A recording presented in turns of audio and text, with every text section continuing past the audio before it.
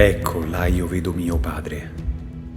Ecco, là io vedo mia madre, le mie sorelle e i miei fratelli.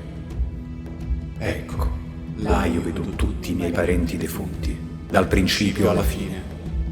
Ecco, ora chiamano me e mi invitano a prendere posto in mezzo a loro, nella sala del Valhalla, dove l'impavido può vivere per sempre.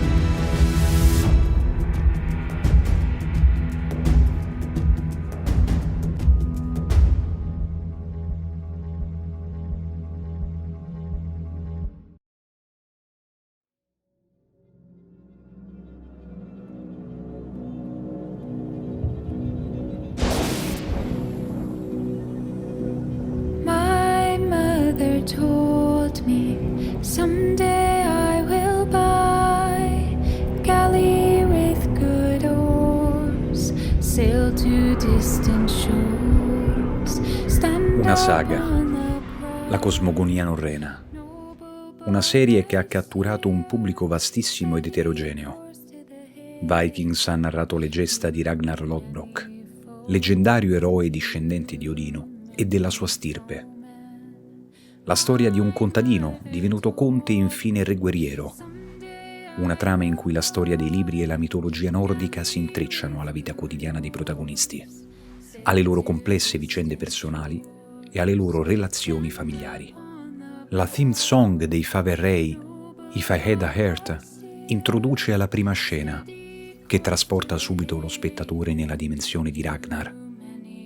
Sempre in equilibrio instabile tra Midgard, il regno in cui vivono gli esseri umani, e le altre dimensioni ultraterrene. Il soundtrack poi cambia, si sentono i corvi e poi Baltico orientale, 793 d.C. Il massacro appena consumato si conclude nella scena di combattimento tra i due fratelli guerrieri, Ragnar e Rollo, e i loro nemici sconfitti. L'immagine di Odino, anziano vegliardo vestito di nero, accompagnato immancabilmente da Hugin e Munin, corvi che tutto sorvegliano, compare nel campo di battaglia per prendere i guerrieri morti valorosamente e portarli nel Valhalla, la sala dei defunti, nel regno divino di Asgard.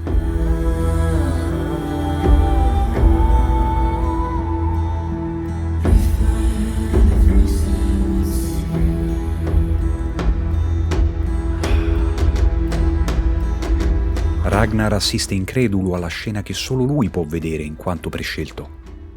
Il destino imprescindibile è infatti tessuto per lui una trama che lo porterà lontano, nello spazio e nel tempo. Le sue imprese porteranno il popolo norreno oltre le terre dell'Est, alla conquista di mondi sconosciuti, e le sue gesta verranno narrate nei secoli. Gli dei desiderano che tu abbia un grande futuro. Gli riferirà il veggente di Kattegat, la baia situata tra la penisola dello Jutland in Danimarca a ovest, le isole della Danimarca nello stretto danese a sud e la Svezia a est. Il luogo dove la storia inizia e la trama si srotola durante tutte le stagioni.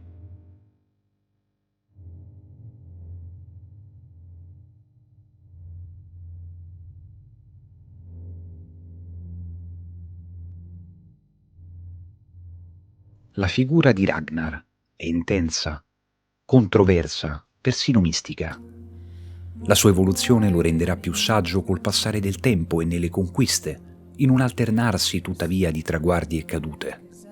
Questa saggezza infatti non lo renderà meno impavido e audace nelle strategie di guerra, nel destreggiarsi tra inganni e compromessi con gli altri sovrani, come pure nelle vicende amorose, dalla storia d'amore con la prima compagna e valorosa Shield Maiden, la Gerta, a quella con la seconda moglie, strega principessa Aslung, con le quali darà alla luce tutti i suoi figli guerrieri, tutti diversi, ognuno fortemente caratterizzato da un aspetto peculiare della personalità così poliedrica del padre, come una frammentazione di Ragnar stesso.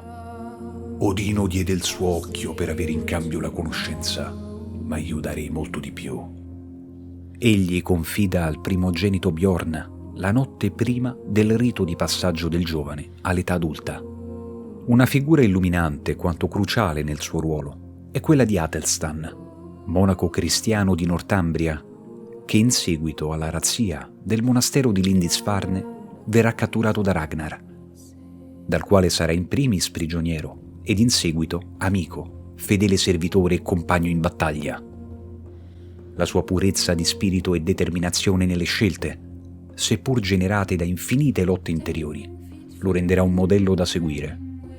Di qui la crisi mistica di Ragnar, eroe vichingo affascinato dal cristianesimo, ma forse ancora di più dalla devozione dell'amico a questo nuovo dio, destinato a schiacciare la memoria delle antiche divinità della tradizione norrena.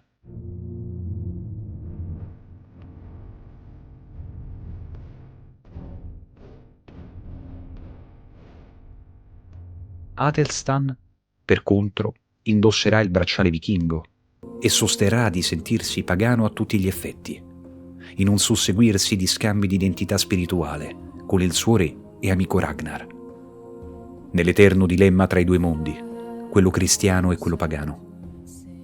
Una delle scene più forti in questo senso è ambientata nella sala grande di Kattegat e animata dalla soundtrack di Verdruna, con il brano Ragnarok. È il momento in cui Athelstan si domanda che cosa sia il Ragnarok, appunto. La fine del mondo. Gli risponderà il veggente con un racconto intriso di visioni ed oscuri presagi.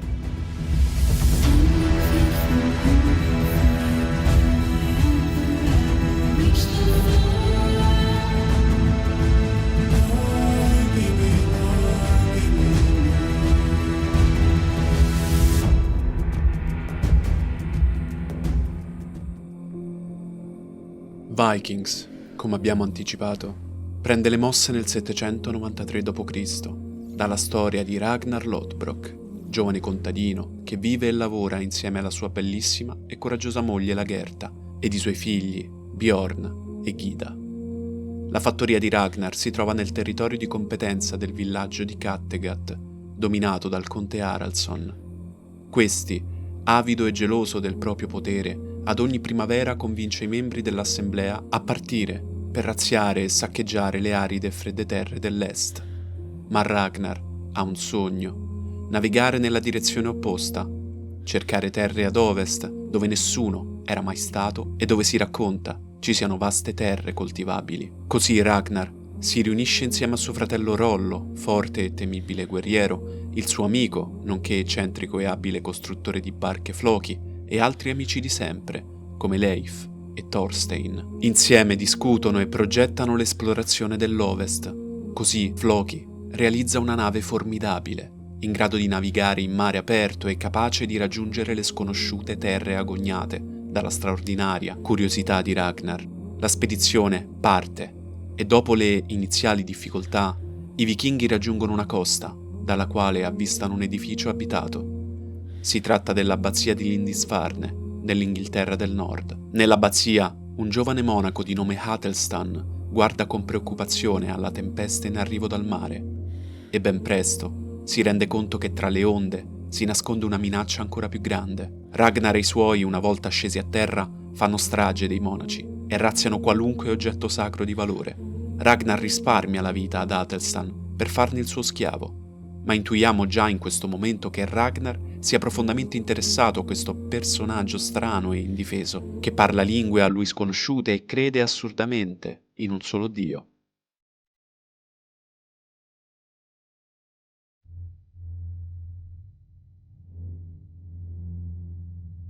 Il ritorno della nave a Kattegat segna l'inizio dell'ascesa di Ragnar Lodbrok, che viene incaricato dal conte di compiere una seconda spedizione, a cui partecipa anche Lagertha, orgogliosa e potente guerriera Shilmaiden, che significa letteralmente fanciulla dello scudo, un appellativo con cui venivano indicate le donne guerriere al tempo. Sarà lei che durante la spedizione ucciderà l'uomo inviato dal conte per spiarli, poiché aveva tentato di violentarla. Al rientro in patria, Ragnar viene accusato da Haraldsson per l'omicidio, ma riesce a salvarsi. Il conte, insieme all'astuta moglie Sigi, iniziano a comprendere che Ragnar e i suoi compagni devono essere eliminati, in quanto minacciano la leadership di Kattegat. La fattoria di Ragnar viene così attaccata a sorpresa.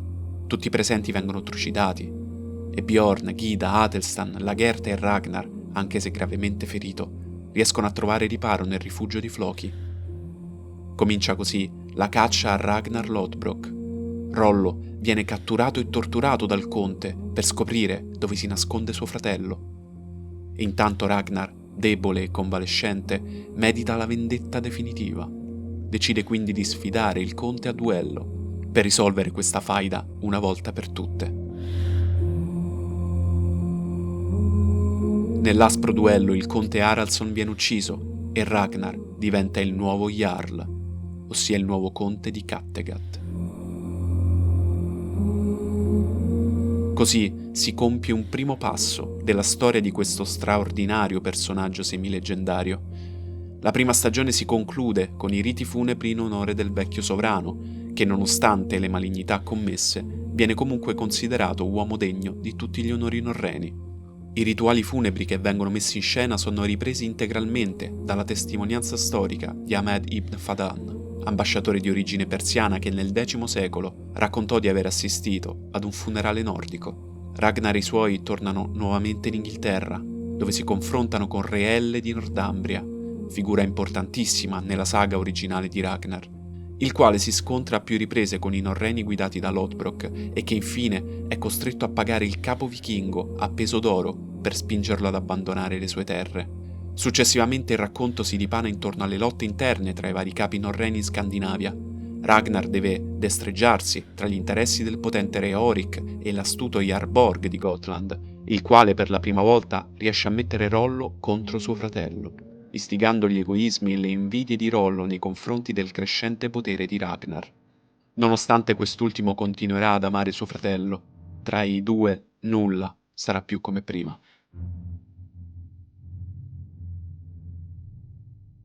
Durante uno dei viaggi verso Gotland, Ragnar incontra e si innamora di Aslog, principessa di sangue semidivino, che ammalia il giovane Ragnar e che lo porterà a separarsi da Lagertha, dando al mondo così 4 figli: Sigurd, serpe dell'occhio, Ubbe, Vizerk e Ivar, il senzossa, chiamato così per una malformazione che lo rende incapace di camminare. Le razzie di Ragnar e i suoi in Inghilterra portano i vichinghi nel Wessex, dove governa l'abile e machiavellico re Egbert, con il quale Ragnar manterrà sempre un instabile equilibrio tra pace e guerra, amicizia e ostilità.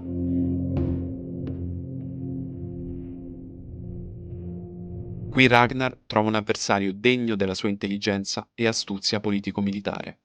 Con Egbert, Ragnar vuole coronare il proprio sogno originario, avere terre da coltivare nella fertile Inghilterra, e per questo i due arriveranno ad un accordo per la concessione di vasti territori sassoni ai norreni.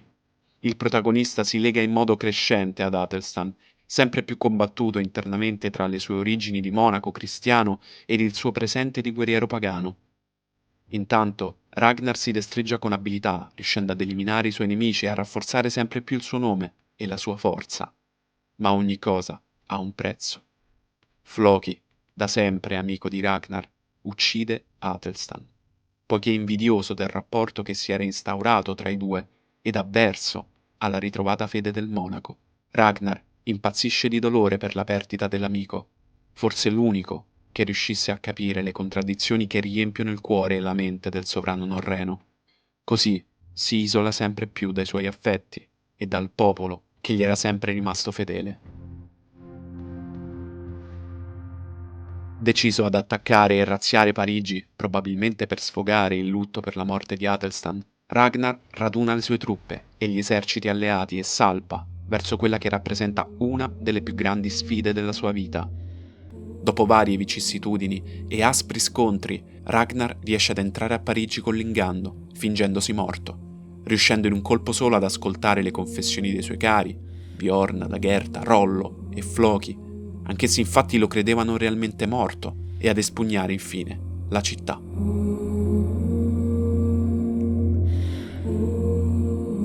Quando i vichinghi si ritirano, Rollo resta al comando di un contingente, ma la sua fedeltà al fratello è debole e si accorda con i Franchi, sacrificando tutto il contingente norreno, e sposando infine la principessa Gisla, figlia del fragile imperatore franco a Parigi. Ragnar scoperta la responsabilità di Floki nell'omicidio di Athelstan, lo processa e tortura, per poi liberarlo quando scopre della morte della giovane figlia di Floki.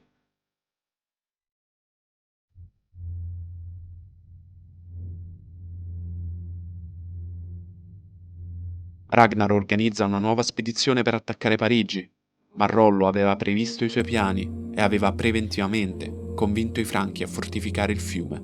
La spedizione è un disastro. Migliaia di vichinghi muoiono e Ragnar si confronta fisicamente con il fratello, tanto che i due arrivano quasi al punto di uccidersi a vicenda.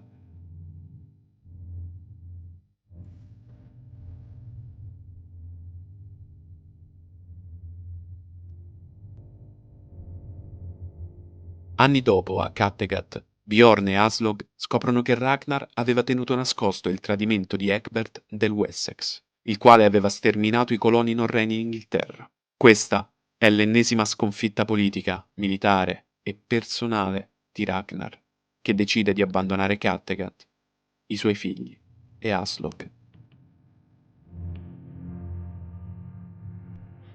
Passano diversi anni e Ragnar, oramai anziano e stanco, torna a Kattegat, dove si confronta con l'odio del suo popolo e soprattutto dei suoi figli, diventati adulti, che vorrebbero ucciderlo per prendere ufficialmente il trono, ma non ne hanno il coraggio. Chi di voi vuole essere re? Essi amano ancora il loro padre, nonostante sia diventato, agli occhi di tutti, solo un'ombra del grande vichingo che era in passato.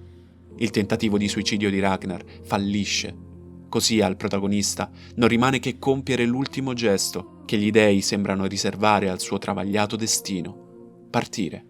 Partire verso l'Inghilterra per vendicare il tradimento di Ecbert e riscattare il proprio nome di fronte alla storia.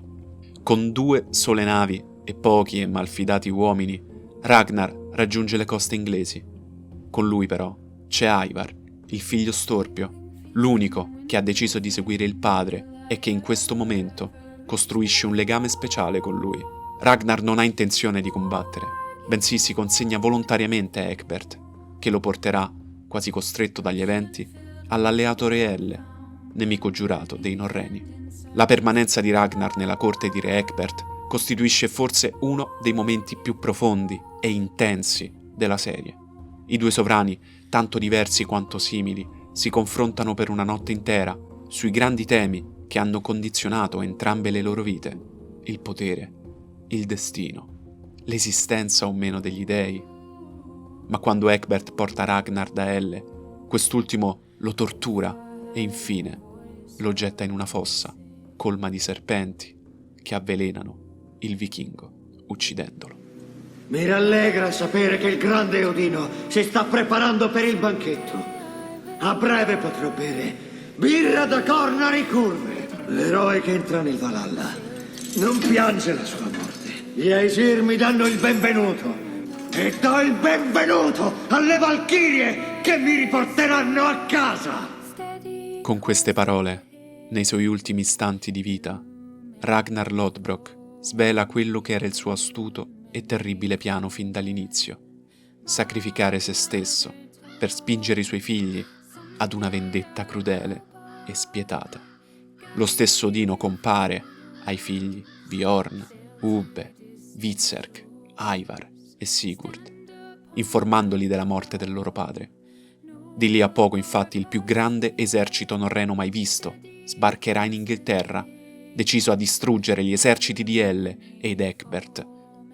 Re Elle verrà ucciso, infatti, brutalmente, con il rituale sacrificale dell'aquila di sangue, mentre ad Ecbert viene concesso di suicidarsi, ma non appena viene consumata la vendetta per Ragnar, i vichinghi si separano per prendere strade e destini completamente diversi. Si conclude così la storia di Ragnar Lodbrok ed inizia quella dei suoi figli. Non a caso le 2 saghe a cui si è liberamente ispirato il creatore della serie, Michael Hirst, sono rispettivamente la saga di Ragnar Lodbrok e la saga breve dei figli di Ragnar. Si può quindi percepire la morte di Ragnar e la conseguente vendetta come un momento di cerniera tra una serie e l'altra. Stand upon the prow, La quinta stagione si evolve proprio intorno alle figure dei figli e ai loro tentativi di compiere gesta eroiche e conquiste straordinarie, nella spasmodica ricerca di superare la fama del loro celebre padre. Lagertha, dopo aver compiuto la sua vendetta uccidendo Aslog, diventa di nuovo regina di Kattegat, un luogo ormai diventato sinonimo di forza ed importanza, ma anche di segreti, compromessi e tentati tradimenti. Tornato dalla campagna in Inghilterra, Ivar, ormai diventato famoso e temuto, si unisce a re Harald per conquistare Kattegat e uccidere finalmente Lagertha. Ubbe e Vizerk si schierano invece l'uno contro l'altro nella disputa e lo stesso Bjorn prenderà parte con sua madre contro Ivar. Sul campo di battaglia si scontrano fratelli di sangue, oltre ai figli di Ragnar, anche re Harald contro suo fratello Halfdan, amici e amanti, Lagertha contro Astrid, e tutto si conclude con un'empia carneficina che fa temere il peggio per il mondo dei Norreni, ora più che mai sconvolto dalle lotte interne. Ivar riesce a prendere il potere a Kattegat e oltre alla corona comincia a farsi venerare come una divinità. La serie segue anche i lontani viaggi di Floki, che nel frattempo è approdato in una nuova terra, l'Islanda, e ha creato una colonia lì, ma purtroppo gli occhi del geniale costruttore di barche dovranno osservare la litigiosità dei coloni e l'impossibilità di vivere in pace nella nuova terra. Dopo aver assistito ad omicidi e tradimenti, Floki deciderà di abbandonare il gruppo e dirigersi altrove, sconvolto e sconfitto.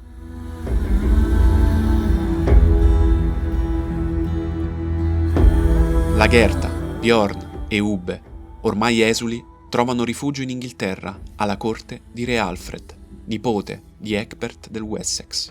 Lì si uniranno alle forze di Harald, deciso questa volta a spodestare Ivar, rimasto col solo appoggio del fratello Vizerk, sempre più instabile nelle sue convinzioni e nella sua fedeltà allo scellerato regno di Ivar. Ad ogni modo, l'attacco a Kattegat costringerà Ivar a fuggire dalla Scandinavia e incoronerà Bjorn come nuovo re.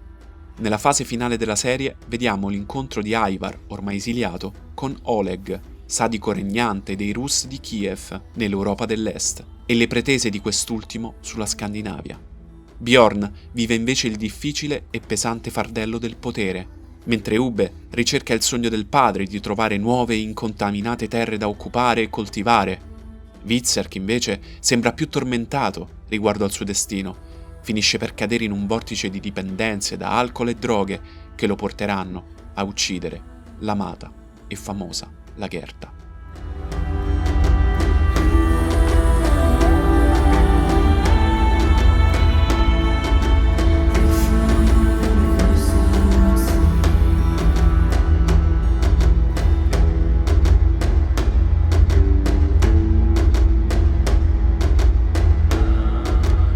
Aveva invano tentato di ritirarsi a vita privata, con il sogno di ricominciare a dedicarsi alla fattoria, che un tempo apparteneva a lei e al suo stesso sposo Ragnar. Oleg e Ivar, accompagnato dallo stesso Vizerk, sbarcheranno in Scandinavia per reclamare la terra dei Norreni, ma la resistenza sarà più tenace di quanto essi si aspettavano. Bjorn, ferito a morte, riuscirà infine a condurre gli eserciti scandinavi alla vittoria, consegnando il suo nome alla storia, ma soprattutto alla leggenda. Con lui sembra morire l'ultimo grande vichingo e l'età d'oro degli eroi del nord. Ma la storia non si conclude qui. Ubbe, intanto, sbarcato in Islanda, continua nella sua opera di esplorazione, progettando e poi partendo verso ovest, nelle ignote acque oceaniche. La visione durante una tempesta dello Jormungandr, il serpente mitologico che abita i mari, riporta lo spettatore nella dimensione mistica della serie, da sempre sostenuta dalle profezie del veggente e dalle apparizioni di personaggi semidivini. Dopo fallimenti e sofferenze, Ubbe e sua moglie Torvi sbarcheranno su una terra meravigliosa, il continente americano, abitata da un nuovo popolo che noi definiremmo dalla pelle rossa. Qui incontra Floki, ormai anziano e follemente saggio. La serie si conclude proprio con questo incontro, in cui tutte le certezze e gli eventi della storia di questa serie sembrano trovare una conclusione quasi filosofica e onirica.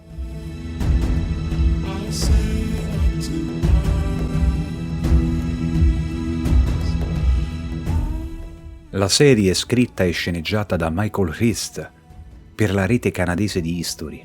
È un vero fenomeno delle serie televisive del XXI secolo. Il motivo è tanto palese quanto nascosto. La storia narrata è un misto di fatti storici ed eventi mitologico-leggendari. È quindi bene ripeterlo una volta per tutte: Vikings non è una serie puramente storica e non punta ad esserlo, il che solleva a nostro modo di vedere il lavoro di Hirst dalla responsabilità dei tanti errori storici, dalla collocazione cronologica dei personaggi e degli avvenimenti, alle inesattezze su armi, costumi ed elementi culturali. La serie ha avuto un successo mondiale davvero importante, facendo scoprire a tanti neofiti l'antico e affascinante mondo vichingo, o per meglio dire norreno, facendo nascere una forte attenzione alle vecchie e nuove scoperte, legate al mondo della Scandinavia altomedievale, e producendo un vero boom di arte ispirata a quella straordinaria cultura. Basti pensare alle musiche folcloristiche a tema vichingo degli Eilung, Vardruna, Daneim e altri, che hanno prestato la loro musica alla serie e sfondato i confini dei paesi nordici per arrivare ad un pubblico oggi vastissimo. L'abilità recitativa dei tanti attori che compaiono in Viking è un'altra perla che sarebbe impossibile tralasciare. Catherine Winnick, Lagertha, Gustav Skarsgård, Floki, Alex Hogg Andersen, Ivar, ma soprattutto lo straordinario Travis Fimmel nei panni di Ragnar Lodbrok, vero pilastro dell'intera serie. La presenza magnetica di Fimmel nel ruolo del dinamico protagonista è un colpo azzeccato da Hirst per il successo. Ragnar, curioso esploratore, navigatore avventuroso e abile sovrano, ma anche uomo tormentato e progressivamente, come già anticipato, logorato dal peso del potere e dalle scelte a cui esso costringe. La sua figura ricorda l'astuto Ulisse di Omero, capace di vincere guerre con l'ingegno e ossessionato dalla propria sete di conoscenza. Ragnar inoltre si pone costantemente a metà tra il mondo arcaico degli antichi culti pagani legati al concetto del destino, altro tema fondante dell'intera serie, e ha un'idea nuova, eretica, in cui ogni uomo sceglie la propria strada ed il proprio futuro. La scomparsa di Ragnar durante la 4ª stagione ha segnato tanto la sua consacrazione nel Valhalla del piccolo schermo, quanto la progressiva discesa qualitativa dell'intera serie. La 5ª e la prima mid-season della 6ª stagione, appunto, sono un susseguirsi di dinamiche già viste, in un rincorrersi di tradimenti e capovolgimenti, che alla lunga stancano anche lo spettatore più affezionato. La vera sorpresa è stato vedere quanta profondità è stata riposta nelle ultime puntate, che chiudono con spunti esistenziali e scene toccanti, un cerchio lungo più di 7 anni.